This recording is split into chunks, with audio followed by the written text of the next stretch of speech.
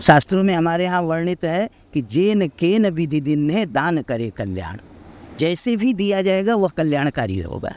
ओम अग्निम दूतम पुरो दधे हव्यवाहम पब्रहे देवान आशा दयादिह। किसी भी कार्य को न होने पर त्रिपुरारी माने भगवान शंकर की उपासना करने पर उसका निदान किया जा सकता है। नवग्रह तो सभी के खराब नहीं होते, तो कहना ही नहीं है। जब से मोदी जी ने इसको संभाला है काशी को, तब से तो और भव्यता आ गई। मतलब गंगा का प्रभाव है, स्नान का प्रभाव है कि वो पाप को धुल देती है। और मणिकर्णिका तो भगवान का क्रीड़ा स्थल है, वहाँ भगवान विश्वनाथ तो खेलते हैं। त्रिकंटक विराजित, काशी के बारे में कहा गया है कि त्रिकंटक माने त्रिशूल पर विराजित है। मैं इस काशी का एक राज परिवार है जिन्हें औसानगंज स्टेट कहा जाता है, उसके मैं राजपुरोहित हूँ, ज्योतिषी भी हूँ, और काशी के बारे में कभी कभी लेख भी पेपरों में निकालता रहता हूँ। आपने कहा कि राजश्री परिवार के राजपुरोहित हैं, तो ये कितनी पीढ़ियों से चली आ रही है? 5 पीढ़ियों से हमारे यहाँ ये राजघराने से संबंध चल रहा है। मतलब तकरीबन 200-250 साल से लगभग। और आपकी विशेषता ज्योतिषाचार्य में है जी। तो ज्योतिष के बारे में सब कहते हैं कि ज्योतिष आपको आपके भविष्य के बारे में, भूत के बारे में, वर्तमान के बारे में सब कुछ बता देता है। तो इसमें कितनी सटीकता होती है? ज्योतिष का अर्थ ही प्रकाश होता है, तो जैसे प्रकाश हो जाने पर हर चीज़ों को देखा जा सकता है। कभी कदार ऐसा भी होता है कि लोगों की दृष्टि उस पर नहीं पड़ती, इसलिए बात समझ में नहीं आती, उत्तर लोग नहीं दे पाते हैं। लेकिन अगर ध्यान से देखा जाए तो निश्चित तौर पे ग्रहों का प्रभाव जो मनुष्यों पर पड़ता है उसका उत्तर दिया जा सकता है। क्या ज्योतिष से किसी इंसान का भविष्य चमकाया जा सकता है, या उसके भाग्य में जो लिखा है बस उसी को मानकर वो अपना जीवन व्यतीत करता रहे? ज्योतिष के भाग्य स्थान को देख करके अगर उसमें किसी प्रकार की ग्रह कमज़ोर होगा तो उसका उपाय मंत्र जाप वगैरह करके है। और हमारे गोस्वामी जी ने अपने ग्रंथ में लिखा है रामचरितमानस में कि भावी टाल सकई त्रिपुरारी। किसी भी कार्य को न होने पर त्रिपुरारी माने भगवान शंकर की उपासना करने पर उसका निदान किया जा सकता है, अगर कमज़ोर ग्रह है तो। अच्छा, किसी भी व्यक्ति को अपनी हाथ की रेखाओं पर कितना भरोसा करना चाहिए? हाथ की रेखा पर भी पूरी भरोसा है। जैसा ज्योतिष में ग्रहों का प्रभाव है वैसा ही हाथ में हस्त रेखाओं का प्रभाव है। बशर्ते देखने वालों की कमी हो सकती है कि लोगों को निगाह उस पर सही ढंग से न पड़े। किस तरह से पहचान की जाए कि ये अमुक ज्योतिषाचार्य आपको आपका सही भविष्य बता रहे हैं या गलत भविष्य बता रहे हैं? वो तो व्यक्ति पर डिपेंड है। व्यक्ति खुद जानेगा कि नहीं ज्योतिषी सही बोल रहे हैं कि गलत बोल रहे हैं। उसमें ग्रहों के बारे में कोई लेना देना नहीं है।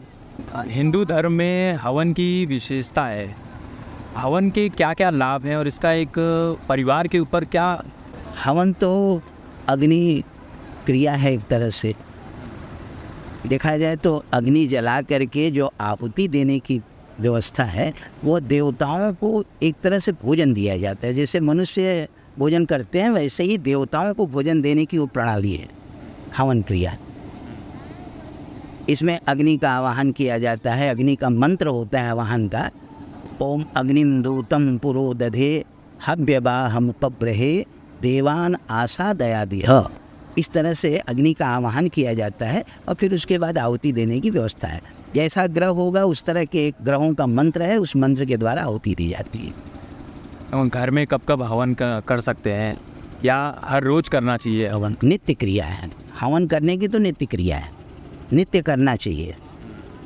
लेकिन अगर नहीं कर पाता है तो त्यौहार पर, पर्वों पर, अथवा कोई विशेष तिथि आ रही है जैसे पूर्णिमा है, अष्टमी है, देवी का दिन है, उस दिन भी हवन करके देवी को प्रसन्न किया जाता है।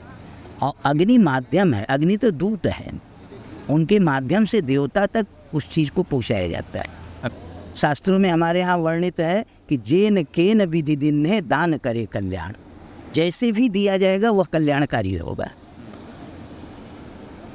तो उसमें कोई मंत्र की बहुत विशेष जरूरत नहीं है। जिनको नहीं जानकारी है वो अग्नि जला करके आहुति दे। आहुति देना ही देवताओं को प्राप्त हो जाता है। अच्छा, हस्तरेखा में हाथ की रेखाएं जो होती है ये बदलती रहती है। बदलती है। आप किसी भी व्यक्ति का हाथ देखकर तुरंत बता सकते हैं कि उसके जीवन में क्या चल रहा है, क्या घटित होने वाला है? ये चीज़ें देखिए, हमारे हस्त में आयु रेखा है, उसके बाद जीवन रेखा है, बुद्धि रेखा है। इन सब को देख करके सटीक बताया जा सकता है कि उसकी बुद्धि क्षमता कितनी है, आयु कितनी लंबी है। यह हस्त रेखाओं पर डिपेंड है, माना जा सकता है, उसको बताया जा सकता है। अच्छा, जैसे हमारी हाथ की रेखा है, इसमें आप हाँ, आपकी हस्त रेखा में हम देख रहे हैं कि आयु रेखा तो उतना स्पष्ट नहीं है, लेकिन बुद्धि रेखा बहुत सीधी है। लेकिन बुद्धि रेखा जाकर के मंगल पर्वत पे चली गई है, इसलिए थोड़ी उग्रता भी रहेगी आपके अंदर। भाग्य रेखा भी निकली हुई है और स्पष्ट भाग्य रेखा है, तो भाग्य रेखा के बल से कहा जा सकता है कि आप भाग्यशाली व्यक्ति हैं। इसमें कुछ पर्व होते हैं हाथों पे, जैसे यह बृहस्पति का पर्व है, यह बुध का पर्व है, सूर्य का पर्व और शनि का पर्व है। ये सब पर्व हैं। इसमें बृहस्पति आपका स्पष्ट है और बुध भी स्पष्ट है, यानी कि धर्म भी आपके पास है और बुद्धि भी है। और धन तो भाग्य रेखा से देखी जाती है। स्पष्ट भाग्य रेखा है तो धन भी रखेंगे। धन की भी स्थिति ठीक है। और कोष बंद है, देखा जाए तो ये लाइन जा कर के इस लाइन से टच कर गई है तो कोष बंद है, यानी कि पैसा भी आप संग्रह करते हैं, पैसा भी बैलेंस बनाते हैं। हस्तरेखा देखकर क्या ये भी बताया जा सकता है कि किसी व्यक्ति को शनि की 7.5 लगी? नहीं, यह बड़ी सूक्ष्म विधि है, ये तो गणित के द्वारा ही निकाला जा सकता है। हस्तरेखा से इतना क्लियर हो सकता है कि आपकी स्थिति कैसी चल रही है। अच्छा, शनि की 7.5 जिसके ऊपर लग जाए वो कब तक बनी रहती है? 7.5 वर्ष। 7.5 वर्ष। उसका 7.5 का मतलब होता है 7.5 वर्ष। उसके बीच में वो कितना भी प्रयास करे उसके जीवन में कुछ अच्छा नहीं, ऐसा नहीं है। शास्त्रों में वर्णित है कि यदि शनि का उपाय किया जाए, हनुमत उपासना की जाए, शनि का मंत्र होता है वैदिक मंत्र, सन्नो देवी रविष्टया आपो भवन्तु पीतया, सन्नो रवि स्रवन्तु नः। यह वैदिक मंत्र है शनि का। इस मंत्र का व्यक्ति जाप करे तो निश्चित तौर पे शनि की 7.5 से रक्षा हो सकती है। उसके लिए रत्नों की भी व्यवस्था है। अच्छा, लोग कहते हैं कि 9 ग्रह की शांति करने से जीवन में सब कुछ अच्छा हो जाता है। क्या वाकई में अच्छा हो जाता है? 9 ग्रह तो सभी के खराब नहीं होते, 1-2 ग्रह खराब हो सकते हैं, जिसको दशा अंतर दशा कही जाती है। मतलब सभी ग्रह खराब? सभी ग्रह नहीं हो सकते कभी। सभी ग्रह खराब हो गए तो व्यक्ति का जीवन नहीं, फिर भी वो चाहेगा तपस्या के बल से ईश्वर को प्रसन्न करके अपने जीवन को सुधार सकता है। अच्छा, बहुत सारे लोगों की एक समस्या रहती है कि जन्म तारीख देखकर अपने भविष्य के बारे में, भूत के बारे में, वर्तमान के बारे में जान लेते हैं, लेकिन जिन व्यक्तियों का जन्म तारीख उन्हें क्लियर नहीं पता है, उन्हें कैसे पता करना होगा? कि कुछ तो हस्तरेखा के बल, दूसरा क्या है, एक जैसे तात्कालिक भी जन्म कुंडली बनाई जाती है, जिसको गोचर कुंडली कही जाती है। पंचांग के द्वारा उसको निकाला जाता है आज के डेट में, उसके आधार पर भी फलादेश किया जा सकता है। अच्छा, लेकिन पूर्ण सटीक फलादेश नहीं हो पाएगा, यह भी ध्यान रखना है। एक चीज़ और है कि कुछ लोगों की ऐसी मान्यता है कि देवताओं को खुश करने के लिए जानवरों की बलि देनी चाहिए। क्या ये वाकई में भगवान ईश्वर खुश होते हैं बलि से? हमारे विचार से तो ईश्वर नहीं खुश होते, लेकिन ईश्वर के सहचारी भी कुछ होते हैं जिसको जोगिनी कहा जाता है। तो जोगिनियों में कुछ ऐसी जोगिनियां हैं जो कि रक्त पान करती हैं, तो उन जोगिनियों को प्रसन्न करने के लिए बलि की व्यवस्था है, या प्राचीन काल से बलि की बात चली आ रही है। अब सात्विक विचार के लोग क्या कहते हैं, पशु बलि न दे करके फल की बलि देते हैं, जैसे नारियल की बलि, नींबू की बलि, जायफल की बलि, ये सब बलियां भी पड़ती हैं। तो सात्विक विचार के लोग इस तरह की बलि को दे करके देवी देवता को प्रसन्न करते हैं। अच्छा, बहुत सारे लोगों की मन में ये संदेह रहता है कि किसी जैसे उनका काम नहीं हो रहा तो कहते हैं कि हमारे ऊपर किसी ने कुछ टोटका तंत्र मंत्र कर दिया है। तो किसी व्यक्ति को पता करना हो कि हमारे ऊपर टोटका किया गया है या तंत्र मंत्र, कैसे पता चलता है?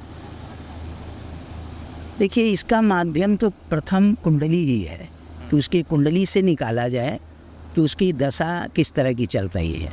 अगर शुभ ग्रह की दशा है तब तो माना जाएगा कि भ्रांति है उसके अंदर।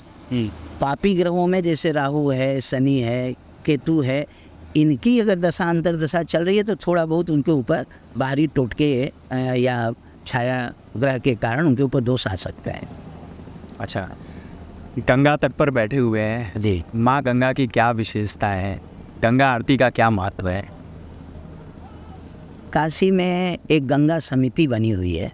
गंगा समिति ने आज विगत लगभग 50 वर्षों से यह समितियां चली आ रही हैं, लेकिन उतना प्रोग्रेस नहीं हो पाई थी। धीरे धीरे क्रमशः इधर के वर्षों में अगर कहा जाए तो लगभग 20 वर्षों से यह प्रक्रिया चल रही है गंगा आरती की।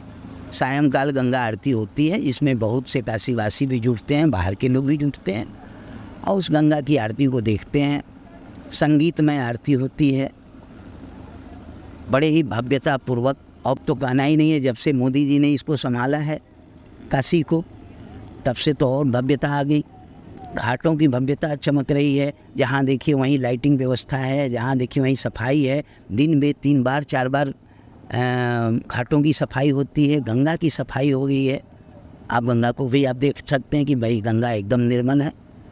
कभी एक समय था, हम लोग खुद उसके दृष्टा हैं, देखे हैं कि गंगा के आचमन करने में भय लगती थी, लेकिन आज आप पूरे अंजलि से पानी पी लें, भरपेट पानी पी लें, कोई भय नहीं है। मोदी जी, ये मोदी जी का देन है। अच्छा, ये भी मान्यता है कि गंगा मोक्षदायिनी है। यहाँ पर स्नान करने से, डुबकी लगाने से आपके पाप धुल जाते हैं जी। इसे लेकर आपकी क्या राय है?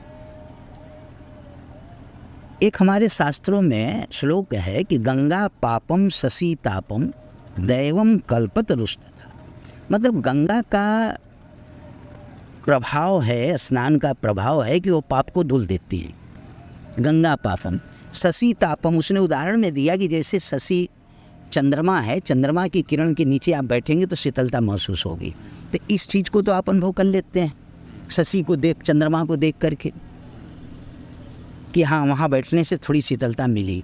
तो यानी कि अगर वह लाइन सत्य है कि शशि तापम, तो गंगा पापम क्यों नहीं विश्वास हो रहा है कि गंगा पाप को हर लेती है।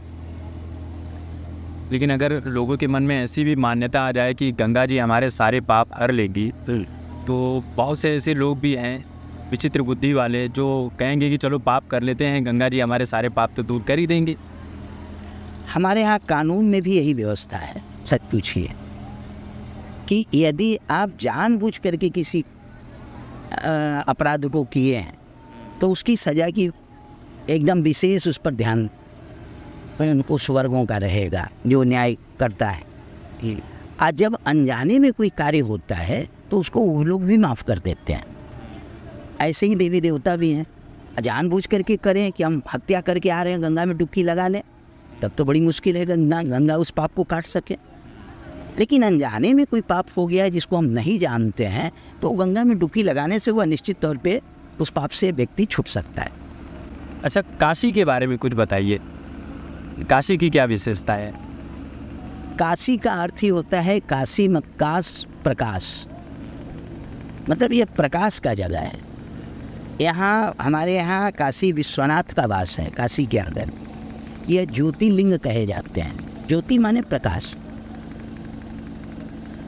तो जहाँ प्रकाश है, जहाँ अब प्रकाश का अर्थ यहाँ केवल लाइट से नहीं है, प्रकाश का अर्थ ज्ञान से है कि यहाँ ज्ञान बिखरा उठता है।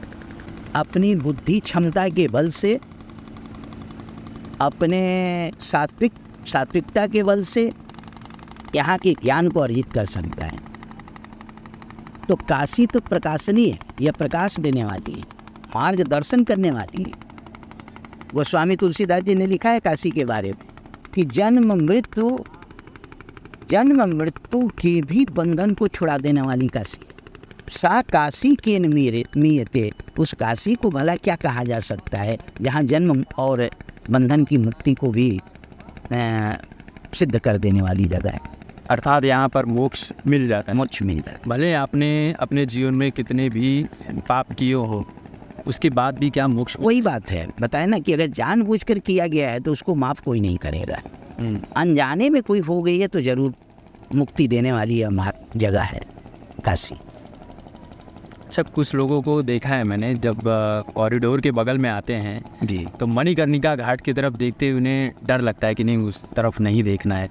और यहाँ पे मणिकर्णिका घाट की एक अलग ही विशेषता है, 24 घंटे यहाँ पर नई संस्कार होते रहता है। मणिकर्णिका तो वो आप सुने भी होंगे कभी कि यहाँ मणिगिरी है, लक्ष्मी जी की मणि गिरी हुई है।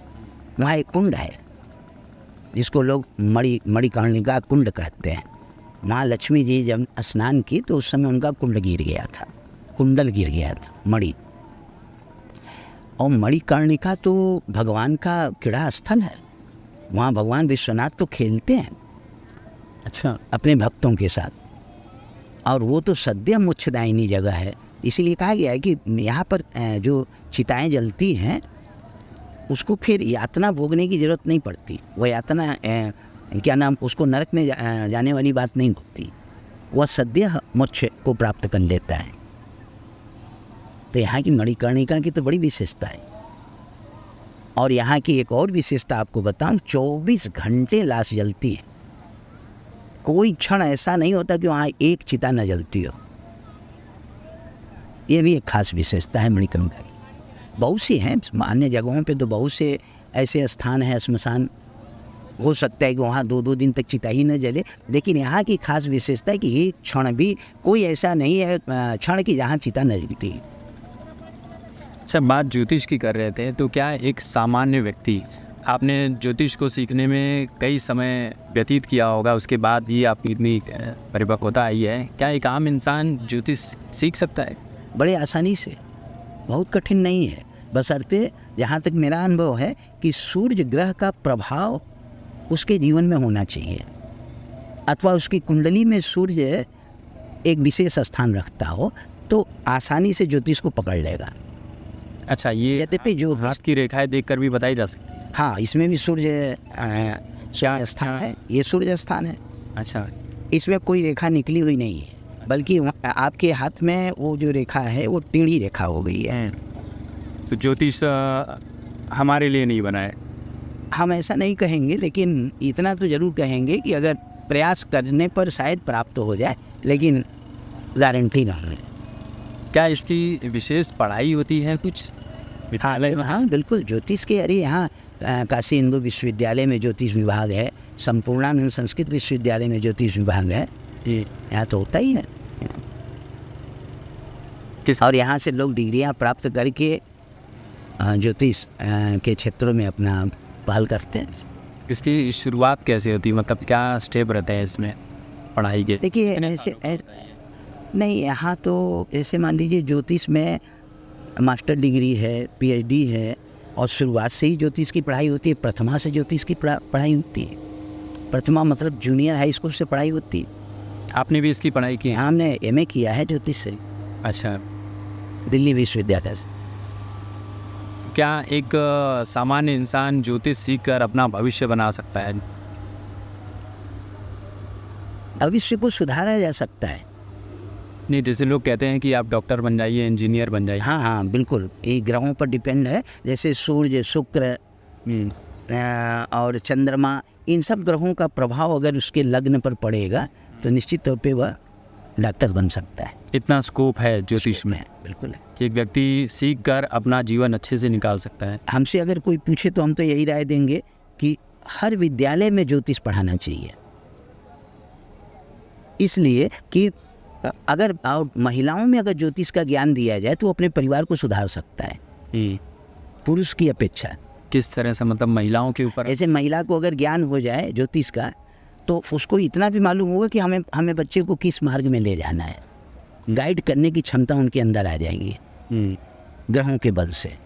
और ग्रहों के बल से यह भी निकाला जा सकता है कि हमारा बालक कब स्वस्थ होगा, कब अस्वस्थ होगा, तो उससे पहले सुधार किया जा सकता है। तो पुरुष से ज़्यादा जरूरी है महिला वर्ग में ज्योतिष का विस्तार करना।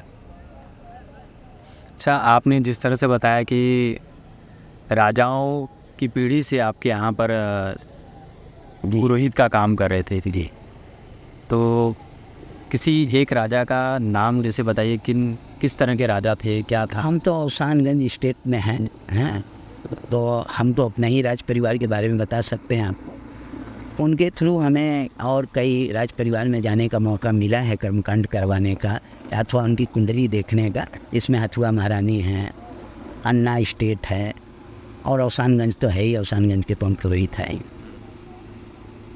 अच्छा, एक अंतिम सा प्रश्न ये है कि वाराणसी में लोगों को क्यों आना चाहिए? जी, बड़ा सुंदर प्रश्न है। आप लोग ज़्यादातर आते हैं पर्यटन की वजह से, काशी विश्वनाथ दर्शन के लिए। काशी की में ऐसा क्या है कि लोगों को यहाँ पर आना चाहिए? जीवन में एक बार आना ही चाहिए। जीवन में एक बार क्या, बार बार आना चाहिए काशी के अंदर। काशी को तो आपके बताया ही कि काशी मोक्षदायिनी जगह है, और हर व्यक्ति को मोक्ष की ज़रूरत है। मोक्ष का अर्थ कुछ लोग ऐसा संकीर्ण मानते हैं कि मोक्ष का अर्थ है कि हमें वापस नहीं आना, पुनर्जन्मम न विद्यते, पुनर्जन्म उसका नहीं होता, ऐसा मोक्ष के बारे में है। लेकिन ऐसा नहीं सोचना चाहिए। मोक्ष का अर्थ होता है कि आपके मार्ग में आने वाला जितनी रोड़ा हैं, बाधाएं हैं, वो बाधा अपने आप टूट जाएंगी काशी आने से। एक तो विशेषता है। दूसरी, काशी 2 नदियों के मध्य में बसी हुई है, वरुणा और असी के। गंगा के संग संग 2 नदियाँ और बहती हैं यहाँ, एक वरुणा है और एक असी है।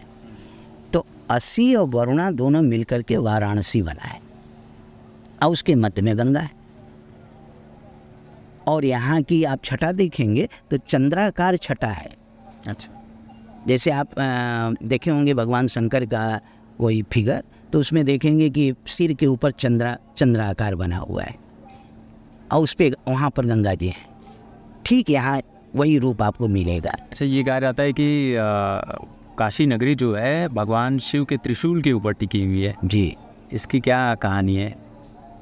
हमारे यहाँ शास्त्रों में मान्यता है कि यहाँ पर 3 देवता हैं, भगवान शंकर हैं, रुद्र हैं, एक शूल टंकेश्वर महादेव, एक त्रिलोचन महादेव, और एक कैथी है बगल में, काशी से थोड़ी पास ही में है, बहुत दूर नहीं है, मार्कंडे महादेव। ये 3 त्रिशूल कहे गए हैं। त्रिकंटक विराजित, काशी के बारे में कहा गया है कि ये त्रिकंटक माने त्रिशूल पर विराजित है।